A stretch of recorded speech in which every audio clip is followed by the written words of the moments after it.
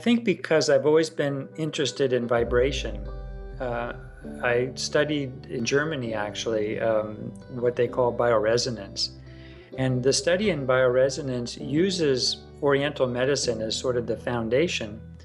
But in Oriental medicine, they're always looking at the symptom and then tracing that back to the cause.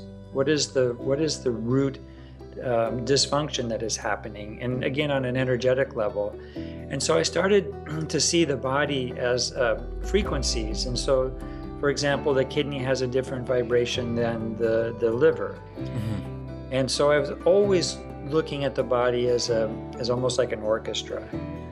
And at one point I found a book called The Bible Codes through Dr. Horowitz, and he talks about these vibrations, which are the Solfeggio codes. And now you see them all over the internet. A lot of people are familiar with them. And when I looked at those numbers, and this was probably 15 to 18 years ago, I realized that in the harmonics, that those vibrations could actually be put together as links, and they created triangles. And that's really bizarre.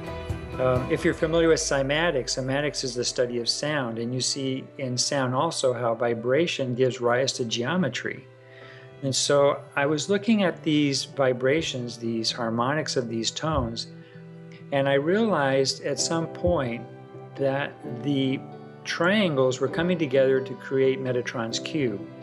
And Metatron's cube is the same as, say, the twin tetrahedrons. And so that gave me this idea that I could put these statements into a geometric pattern, if you would. And each one of those geometries and each one of those notes were referring to the different chakra emotional centers. And so really that just gave me a way to take all these different statements that we could ask the heart questions about and have them organized by chakra, or have them organized by the different houses in the zodiac and all of their archetypal energies. So it was a way of simplifying it, but at the same time, when we have a disruption in, say, the solar plexus chakra, and we use the tone for that, it just seems to bring that positive vibration deeper into a cellular level. And we have like a short version, which is similar to the version that we have on the app, where people can come up and they say, well, I'm having this problem or that problem. And sometimes people will come up with a pain in the knee, for example. And so we ask the heart, well, what is sort of the energetic issue there? What do we need to know to move that energy through? And it's just amazing how people will suddenly go into this deeper place that they weren't expecting. You know, you have one issue, and then suddenly the heart is taking you to really, really deep levels. And so people will find issues around just moving forward in life. So there would be an example where you could say, well, moving forward might be connected to the knee. And so when they get to the root cause of what's holding them back, they have this great epiphany, they have this great wow moment, and then they walk back into their seat and they're walking with no pain at all. Now, I don't want to say that they were healed or that we cured them, but it is interesting how that sometimes happens.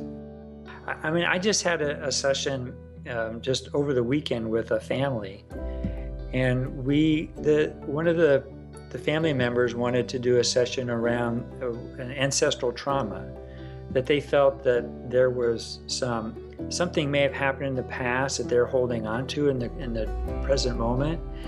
And so that's all we had to go on, was just, well, we think we want to clear some trauma in the family tree. And one of the things that come up is, what is the beginning of this negative vibration that's in the group or in the person? And it can be an age, it can be a time in the womb, it can be, again, there is a section for ancestral pattern, but what came up was an age. And when we asked the heart to show us the age, it came up 49. Well, 49 ended up being the age that my great-great-grandfather was killed in the Civil War. 49 was the age of my daughter-in-law's mother when she died. 49 was the age of my grandfather when his other daughter committed suicide. And 49 just sort of came up everywhere, and it just shifted. Everybody in the room just got this incredible sense that we were connected in some way actually to the energy of those people. And so that changes your, I mean, that's a big wow. When suddenly the heart is giving you a number that is going across all these multiple generations, it was really profound. It really makes you think about how does that happen?